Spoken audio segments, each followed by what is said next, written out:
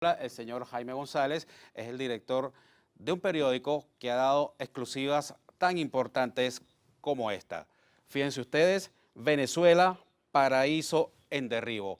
Esta fue la primera plana del ABC el 8 de febrero de 2015 y tenemos otras primeras planas como por ejemplo esta que está acá.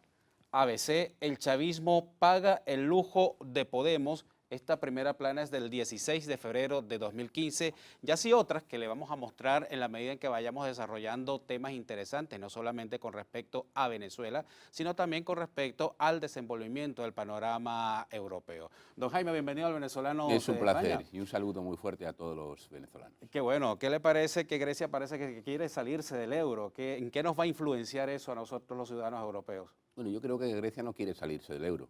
Lo que quiere Grecia es quedarse en el euro, pero sin hacer frente a sus deudas, que ya es el colmo del sarcasmo. Es decir, eso de salir, no. Ellos saben que en el euro van a estar muy bien. Lo que quieren es no afrontar las duras condiciones de un rescate al que llegaron naturalmente por su propia impericia y por su manera de dilapidar los recursos públicos.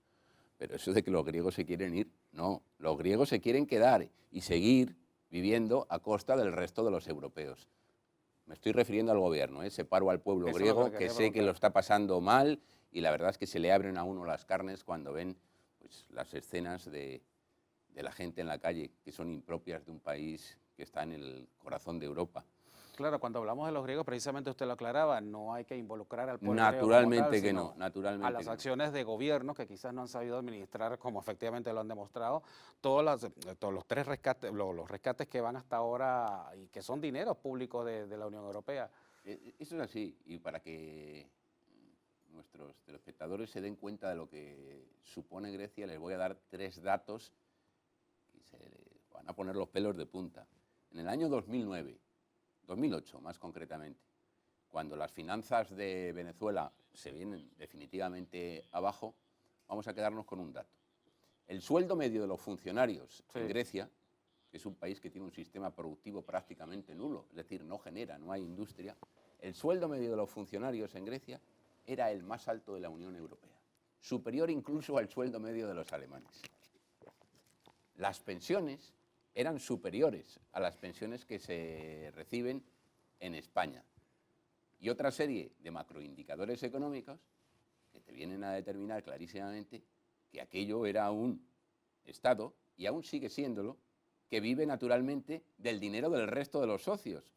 Por tanto, las situaciones de no retorno, o Grecia entiende que tiene que devolver lo que le han dado y que tiene que hacer un amplísimo proyecto de reformas para que el Estado sea viable, pues que Grecia no tiene cabida en el euro.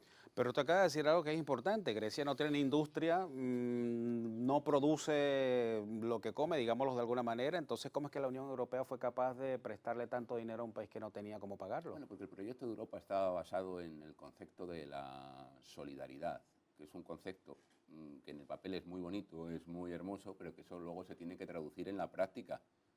¿Con qué? Pues con hechos. Es verdad que Grecia no tiene un sector productivo. Lo que habría que haber hecho es acompasar el modelo productivo griego al gasto de Grecia, que es lo que nos hicieron, gastaban sin tener modelo productivo y al final se produjo pues, lo que era inevitable, que es la quiebra. Yo creo que Grecia es un Estado viable si acepta que las retribuciones, las pensiones, todo lo que es el gasto público tiene que reducirse de manera sustancial, porque esto es como una familia. Lo que tú no puedes hacer es gastar 12 veces más de lo que ingresas, porque entonces vas a la quiebra, vas al default. ¿Eso es lo que le ha ocurrido a Grecia? No pasó con Grecia también lo que ha pasado en otros países. Por ejemplo, en España vivimos la famosa burbuja inmobiliaria y en otros países como Irlanda, Islandia también vivió su época de oro. Me acuerdo que una vez un señor me dijo, un obrero me dijo, pero es que nosotros en Madrid parecíamos Miami y nosotros no somos ricos, somos obreros. ¿No habrán caído ellos también en la trampa del mercado en esa época de...? Es más complejo que eso. Es verdad que nosotros en España sufrimos lo que es la burbuja inmobiliaria. Es chavales de 18 o 19 años que no estudiaban porque se iban a alicatar baños en urbanizaciones en proyectos y por alicatar baños ganaban 5.000 euros al mes. Claro. Cuando un ingeniero recién licenciado encontraba un trabajo ganaba 1.100. Eso es lo que no podía ser. Se vino abajo el boom del sector inmobiliario y naturalmente España sufrió, como pocos, el efecto de una crisis. Ahora, la gran reflexión de fondo es, ¿era normal que con 18 años, sin haber terminado los estudios, los jóvenes en España, por alicatar baños, ganaran 5.000 euros? No era normal. Tampoco es normal lo que hay ahora, que en España el 50% de los jóvenes no tienen empleo. Pero es que, claro, lo que hay que ver es que en nuestro país, en España, se ha acuñado la figura del nini, que ni estudian ni trabajan. Claro, si no han estudiado, es difícil que puedan encontrar un trabajo. Entonces, todo eso hay que volver a reestructurarlo de manera que, a través de cursos de formación, los chavales que se han quedado sin horizonte, sin expectativas de futuro, vuelvan a tener por lo menos un empleo. Es que esa es la clave. Lo de Grecia era distinto, porque en Grecia todo es a base de las subvenciones del Estado. Era un Estado que era como una gran ubre de una vaca de la que chupaba prácticamente todo el pueblo.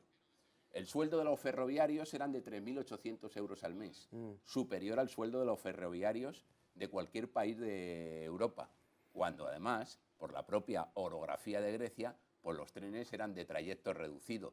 Pero es que en cada ámbito de la vida griega que metamos la cabeza, nos daremos cuenta de que aquello era una auténtica bicoca. ¿Y quién pagaba la fiesta? El resto de los europeos. Entonces, la reflexión que se hacen ahora países como España, Portugal, Irlanda, que han hecho unos esfuerzos de caballo para ir por la senda del crecimiento y para revertir una situación que les conducía al desastre, es la siguiente. Oiga, yo portugués, yo español, yo irlandés, que las he pasado canutas porque me han impuesto un plan de adelgazamiento que se traducía en que te bajaban el sueldo y que bajaban las pensiones y que la edad de jubilación te la anticipaban. Ahora nosotros, ¿qué vamos a hacer? ¿Aceptar que los griegos sigan viviendo a costa de nuestro esfuerzo? Entonces yo creo que ahí es donde Europa tiene un dilema. Es decir, o a los griegos se les hace entrar por el aro de la austeridad, o aquí no hay arreglo. Ahora bien, pues evidentemente que Nicolás Maduro, como vemos en las portadas, en las distintas primeras planas del ABC, es uno de los protagonistas del ABC. Aquí lo tenemos nuevamente y volvemos otra vez con Maduro. Maduro efectivamente ayer en una locución en el Congreso le dio su apoyo a Tsipras y el apoyo a los resultados del referéndum.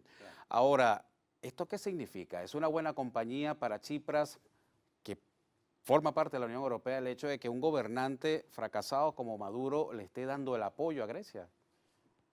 Yo soy partidario de que con los indeseables ni a la vuelta de la esquina. Si el gobierno de Tsipras saca pecho porque el único apoyo que tiene en el mundo es el señor Nicolás Maduro, yo creo que Grecia está peor de lo que esperábamos. Porque una cosa es que Grecia esté mal, que eso ya lo sabemos desde el punto de vista económico, pero desde el punto de vista político, que Tsipras se abrace a Maduro y que Maduro se abrace a Tsipras, yo creo que retratan a los dos personajes. Que estamos hablando de Europa. Cuando uno habla de Europa, habla de desarrollo, de progreso, de derechos humanos consolidados, de bienestar social. Que una parte de Europa tenga como gran amigo a este señor, a mí me parece que es un problema para Europa. Y es que el problema para Europa es el populismo, que ya ha instalado sus reales en Grecia y que ahora amenaza con extenderse por otros países de Europa. Ese es el drama. Ese es el drama. Acabamos de ver en la cuenta de Twitter de Pablo Iglesias cuando abrazó a Tsipras en las elecciones griegas.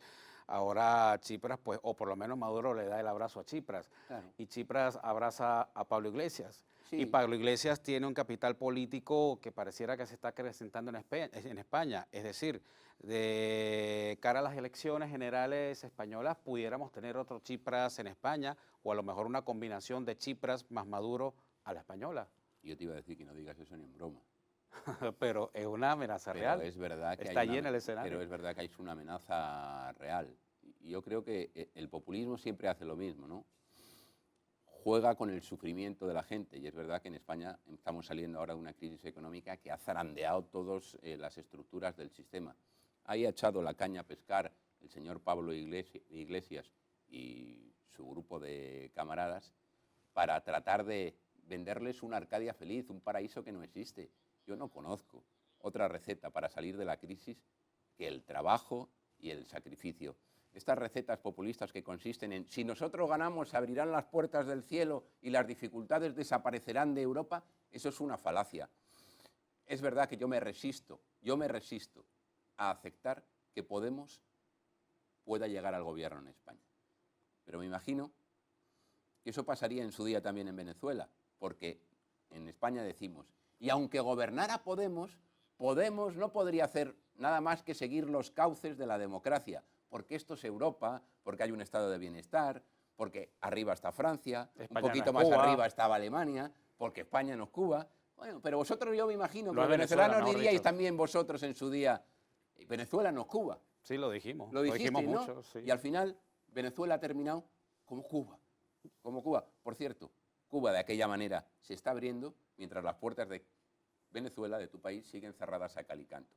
Por tanto, a mí, el solo hecho de pensar que Pablo Iglesias puede ocupar la jefatura del gobierno de España, a mí me provoca escalofríos. Pero porque la gente no es consciente de lo que significa y lo que representa el populismo. Y a propósito de Podemos y el populismo, la primera plana del 16 de febrero del 2015 decía lo siguiente: el chavismo paga el lujo de Podemos, Maduro exige a las empresas españolas que presionen para no ser atacados por la prensa en nuestro país, España, y poder mejorar su imagen.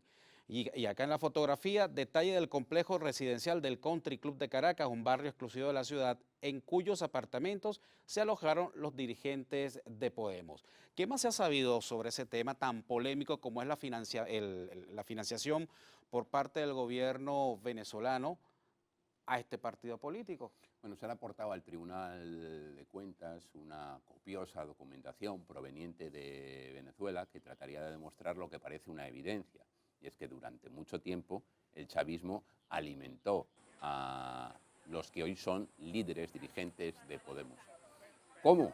Bueno, pues a través de contratos tan abracadabrantes como el que permitió que el señor Monedero se llevara por un asesoramiento bastante superficial 425.000 euros. Eso forma parte solamente de un rosario de subvenciones, de una lluvia de millones que venían del gobierno de Venezuela y caían directamente en los bolsillos de esta gente, pero no porque les estuviera dando un regalo el señor Chávez y también el señor Maduro, sino porque ahí había una estrategia perfectamente definida. Es decir, yo te unto con el cometido, con el fin, con el objetivo de que tú en España utilices esos resortes económicos para intentar crear una organización de corte político que se parezca mucho a lo que representa el chavismo. Es decir, se trataba de que Podemos exportara el chavismo y lo trajera a España. Y Y en eso estamos. Y en eso estamos. Está teniendo éxito. Y están teniendo éxito.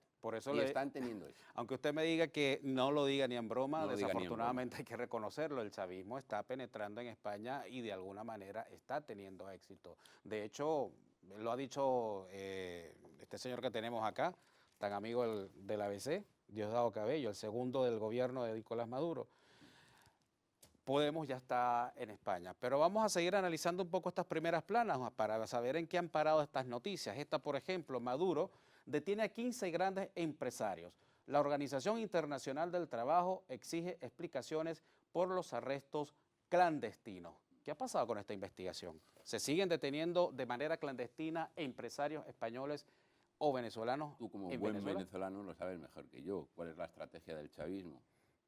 Pues es, digamos, llevar con la rienda rígida a cualquier sector, en el ámbito empresarial, en el ámbito judicial.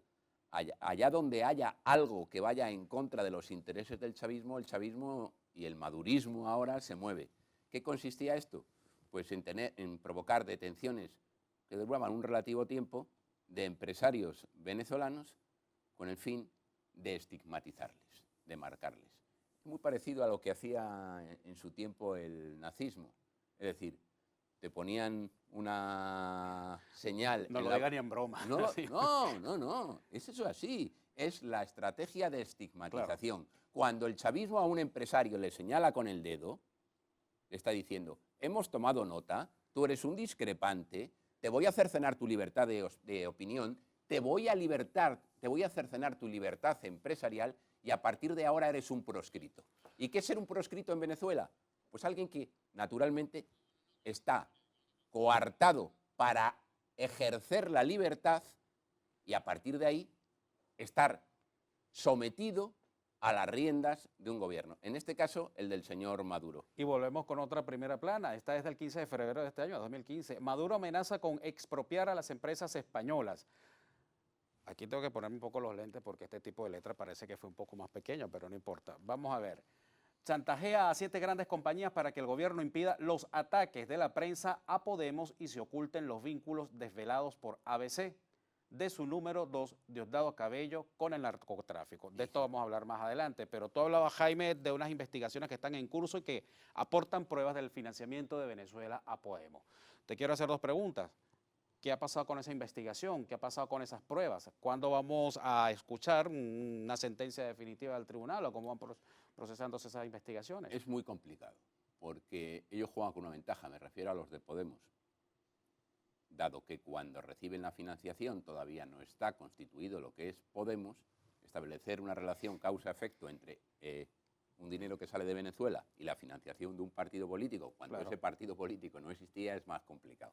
Entonces, lo que se tratará de dilucidar, y en eso están, es si el dinero que recibían los hoy miembros de Podemos fue, efectivamente, para financiar una organización de corte político con un fin expreso, que es traer el chavismo a España. Eso es lo que se está viendo en nuestro país. Pero eso es muy complicado de probar, porque esta gente, que a mí me parece muy poquito respetable desde el punto de vista político, hay que reconocer que desde el punto de vista de la estrategia lo hacen bien. Es decir, lo están haciendo bien. Cuando yo digo que lo están haciendo bien, es que evidentemente todas estas pruebas al final se diluyen, caen bajo un manto de opacidad. Es muy difícil probar ante sede judicial lo que es una evidencia, una relación causa-efecto fuera de la sede judicial. Es que es verde y con asas. Es decir, ¿por qué los señores de Podemos se paseaban como Pedro por su casa por el Palacio Presidencial de Venezuela? Bueno, porque eran los asesores de Cámara del señor Chávez y posteriormente del señor Maduro. Y cuando el señor Maduro necesitaba que se pasaran por el palacio, los llamaba, los untaba y les decían: lo estáis haciendo muy bien, chavalitos, ese es vuestro objetivo, hacerme 3 o 4 informes que sirvan como pretexto para yo daros un dinero y con ese dinero vosotros os vais luego a vuestro país, ponéis una televisión, empezáis a salir ante la opinión pública española. Luego cometieron el error que grandes grupos de empresariales españoles, mediáticos de televisión, vieron que estos chavalitos daban muy bien en televisión y lo que antes les costaba a ellos, porque lo tenían que hacer en un estudio pues muy rudimentario, al final el señor Pablo Iglesias salió de su estudio donde todos los días se dedicaba a hacer la tuerca y claro, naturalmente, y entró en grandes imperios de televisión. Algo de eso pasó en Venezuela también. Y entró en Algunos medios grandes, se y alinearon les con- abrían las puertas, Sí. les aplaudían y en máxima audiencia, pues naturalmente empezaron a recibir Claro. muchos apoyos de la gente que les veía a través de la pequeña pantalla y creamos sin darnos cuenta un monstruo y la culpa es de todos. Me recuerdo el famoso por ahora de Hugo Chávez en el año 1992, después del golpe del 4 de abril. Aquel por ahora que fue televisado por prácticamente todos los medios de comunicación venezolanos en ese momento, fue el inicio de lo que estamos viviendo hoy en Venezuela. Volviendo al tema de los empresarios, Jaime, porque evidentemente a Maduro le preocupa que la prensa española siga incidiendo, siga investigando y siga metiendo el dedo en la llaga. Fíjate tú, aquí se habla, en este titular del ABC, chantajea a 7 grandes compañías para que el gobierno impida los ataques de la prensa a Podemos y se oculten los vínculos desvelados por ABC, etcétera. Hace poco, creo que fue poco después de este titular, después fue por febrero, por marzo, no sé si mal no recuerdo, se llevó a cabo en Madrid una exposición ahí en el Círculo de Bellas Artes que pagó Maduro a propósito de los ataques de la prensa. Entonces él pensó que con esa exposición iba a contrarrestar la fuerza de la información que evidenciaba lo que estaba pasando en Venezuela. Allí vimos una serie de empresarios que fueron, digamos, a cuadrarse frente a Maduro, que fueron a saludarlo y que dijeron que sus relaciones con Venezuela pues, seguían en la buena marcha. Para mí eso significa que el chantaje está funcionando, que las empresas españolas de alguna manera están bajo, digamos, el cerco del madurismo. Vamos a ver, que las empresas con intereses, empresas españolas con intereses en Venezuela, fueron advertidas en Venezuela, es evidente. Pero yo quiero decir una cosa, es que lo que hace el señor Maduro es retratarse, pensar que los métodos de extorsión y de chantaje que utiliza en Venezuela pueden funcionar en España, es no tener ni pajolera idea de cómo funciona la libertad de expresión y lo que es la libertad, en definitiva. Claro, ¿cómo va a saber el señor Maduro lo que es la libertad? Es que es incompatible el señor Maduro con la libertad. Por mucho que estos empresarios, si lo hubieran hecho, hubieran forzado para presionar en España para que, por ejemplo, mi periódico hubiera cambiado alguna información relativa a Maduro, se equivocaría de pleno, porque la libertad de prensa en España, afortunadamente, sigue intacta. A mí lo que me pone de manifiesto es cuál era la intención y qué sentido último tiene de la libertad el señor Maduro al pensar que chantajeando y extorsionando a un grupo de empresarios, estos empresarios iban a presionar a su vez a los medios de comunicación en España para que no fueran en contra de Maduro. Yo creo que el señor Maduro ha perdido el sentido de la perfección. En España la hemos pasado muy mal, las hemos pasado canutas, hemos perdido pues, muchos recursos económicos y mucha gente parte de su sueldo y mucha gente parte de su empleo. Claro. Pero lo que no hemos perdido en España es el sentido de la libertad. Y no va a venir el señor Maduro a rompernos lo más preciado que tenemos. Por tanto, ya le garantizo yo al señor Maduro que mi periódico va a seguir denunciando todos y cada uno de los excesos del régimen y que no va a aceptar, bajo ningún concepto, ninguna extorsión, ningún chantaje en el caso de que se produjeran, que no se han producido. Un titular que fue una bomba atómica, una bomba que estremeció a todo el gobierno venezolano y que, bueno, circuló en todos los medios internacionales, fue este. Este titular de verdad que fue un misil directo al corazón del chavismo. El chavismo utiliza a España como centro de distribución de droga en Europa. Alrededor de 5 toneladas de cocaína salen cada semana de Venezuela por mar o aire. The Wall Street Journal confirma la exclusiva de ABC, porque la exclusiva fue del ABC. Estados Unidos investiga a Cabello, número 2 de Maduro, por narcotráfico. Nos vamos a páginas interiores y vemos de nuevo el titular con foto y todo. El número 2 venezolano, Cabello, envió droga a Europa vía España. O sea, esto es una afirmación de que a rajatabla Diosdado Cabello es un narcotraficante. Él lo niega, pero hay que preguntarle, ¿y qué pruebas realmente siguen emergiendo sobre esta vinculación de Diosdado Cabello y del gobierno venezolano con el narcotráfico? Bueno, yo creo que las pruebas eran súper contundentes.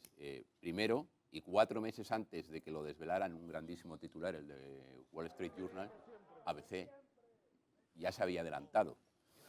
Los ecos en su momento, la noticia de ABC, fueron limitados. Sí. Cuando salió el Wall Street Journal parecía que aquello era la mundial. Bueno, pues lo que había hecho el Wall Street Journal es prácticamente reproducir punto por punto las informaciones de ABC, de nuestro diario.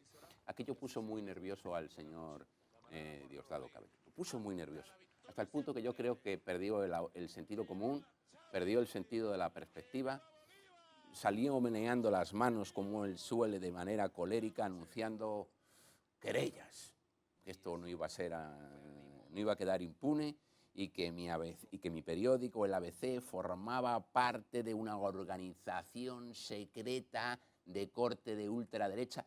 Bobadas de quien evidentemente sabía que le habían estrechado el cerco.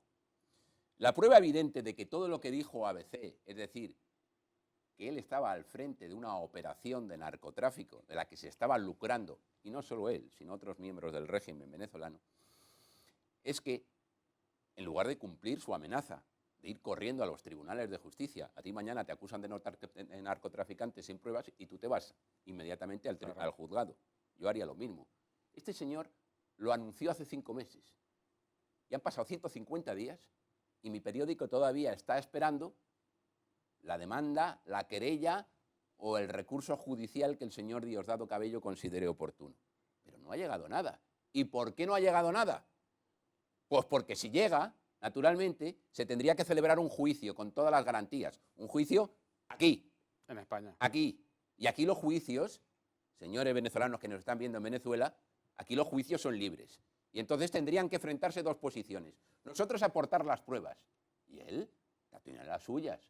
Pero si al final, como consecuencia de ese juicio, se sentenciara, la justicia sentenciara que efectivamente todo esto es verdad, ¿qué ocurriría? ¿Y ustedes no han recibido ningún tipo de comunicación por parte de los abogados de la Ninguna, embajada, del ninguna, consulado, nada? ni la vamos a recibir, hombre, ni la vamos a recibir. Ahora, evidentemente fue un misil, como le mencionaba anteriormente. Sin embargo, hemos visto que Venezuela ha tenido cierto acercamiento con la diplomacia estadounidense a través de Shannon. No sé si recuerda aquella reunión Sí. en Haití entre Diosdado, Delcy Rodríguez es la canciller o la ministra de Relaciones Exteriores y Shannon. Esto pudiera significar, según algunos analistas, que Diosdado Cabello lo que está es negociando su inocencia. Es decir, poniendo en práctica algunos movimientos políticos de forma tal que pueda quedar libre de esta grave acusación por narcotráfico. Y es cuando, por ejemplo, hemos visto que han suspendido la huelga de hambre los presos políticos en Venezuela porque quizás se han logrado algunos acuerdos gracias a la intervención de Estados Unidos en este tema. ¿Qué piensa usted? Si eso fuera así, sería un chantaje. Porque ¿qué es lo que le ofrece Venezuela a Estados Unidos a cambio de que Estados Unidos mire para otro lado? Pues yo supongo que Venezuela le ofrecerá. Nosotros vamos a ser mucho más comedidos, no vamos a ir tan de frente contra la libertad, contra la violación de los derechos humanos, y ustedes, administración americana, señor Obama, Washington, se ponen de canto. Es decir, miran para otro lado. Si eso fuera así, estaríamos ante un chantaje. Diosdado Cabello chantajeando a Estados Unidos. Y si fuera así, yo no lo creo, Estados Unidos sería colaborador necesario, por quien sabe de la existencia de un presunto delito y mira para otro lado por intereses políticos y no responde, ha caído en lo que en España, y supongo que en Venezuela se llamará igual, es la pura connivencia. Claro. Es decir, cómplice, sería cómplice. Como yo no quiero pensar, ni pienso, que Estados Unidos pueda ser cómplice del gobierno dictatorial de Venezuela, quiero pensar que eso no es así. E insisto, si fuera así, sería brutal en términos éticos, en términos de moral, pero sería delictivo. Es que sería delictivo. Yo no creo que los americanos verdaderamente se presten a una operación en la que puedan ser acusados por el dedo de todo el mundo diciendo, oiga, ustedes que sabían que este señor estaba al frente de una operación vinculada al narcotráfico, ¿han mirado para otro lado? No, yo no me lo creo. Yo lo que creo es que el señor Cabello tiene un problema, porque tarde o temprano, y Dios quiera que sea más pronto que tarde, este señor tendrá que dejar sus cargos en Venezuela. ¿Y a partir de ahí qué? ¿Y a partir de ahí qué?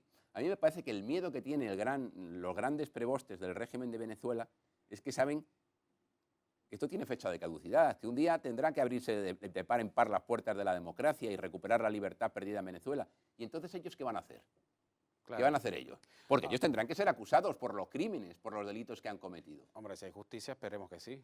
¿O es que van a borrar todas las huellas? Hay huellas que no se borran nunca. Hay huellas que no se borran. Las violaciones de los derechos humanos son esas no se borran nunca. Allí. Por tanto, el problema lo van a tener ellos. Yo entiendo que ahora el pueblo venezolano dice, llevamos esperando que se abran las puertas de la libertad y ahí siguen estos dictadores y tal. Pero yo el mensaje es, cada día que pase, yo creo que la democracia está más cerca en Venezuela y las rejas, la cárcel, pueden estar más cerca de estos señores que ahora gobiernan en Venezuela. Vale, un poco para ir terminando, don Jaime, usted habla con mucha seguridad y quisiera pues preguntarle un poco qué otras pistas tienen sus investigadores, sus periodistas que han logrado exclusivas como esta. ¿Sobre qué otro caso están en Venezuela? ¿Qué sabemos? Bueno, con toda la prudencia del mundo, porque no quisiera desvelar ningún hallazgo periodístico, sí que es verdad que el narcotráfico da mucho juego, porque las derivadas, las redes, los brazos del narcotráfico son infinitos, son como pulpos. Entonces, uno de esos brazos, y ahí me voy a quedar para que cada uno saque su interpretación, uno de esos brazos del pulpo del narcotráfico está muy cerquita de Venezuela. Y además lo lidera gente que es muy poquito recomendable. A ver, que incluso pueden ser hasta terroristas, pero ahí me quedo. no me pida usted más, porque entonces estoy desvelando una información. Hombre, y no, como me imagino seguramente que habrá... nos estarán viendo No, en por Venezuela, supuesto, dirán, y no solamente en Venezuela. Claro, lo que pasa es que ya de alguna u otra manera hay informaciones que están circulando desde hace mucho tiempo sobre esas vinculaciones. ¿Estaríamos viendo cosas nuevas? no, estaríamos, más que viendo cosas nuevas, estaríamos cuadrando el puzzle. Usted es muy buen periodista y me va a seguir preguntando, pero yo, como me tengo también por buen periodista, me voy a quedar ahí. Vale, no le voy a preguntar más porque se lo voy a pecar de maleducado. Y yo quiero que vuelva para que nos siga contando Pues yo cosas. volveré todas las veces que ustedes consideren necesario. Muchas gracias. Vamos a estar muy pendientes porque esto sigue, esto no se queda acá. Titulares como este, bien investigados, con pruebas, siguen investigando los periodistas del ABC. Así que hay que estar muy pendientes de la prensa española porque Venezuela sigue estando en el centro del huracán. Nosotros con esta entrevista vamos a darle pase precisamente a nuestro jefe editorial, Osvaldo Muñoz, quien se logró entrevistar con el señor Viadito Rubido y habla pues precisamente de este y de otros temas. Adelante, señor director.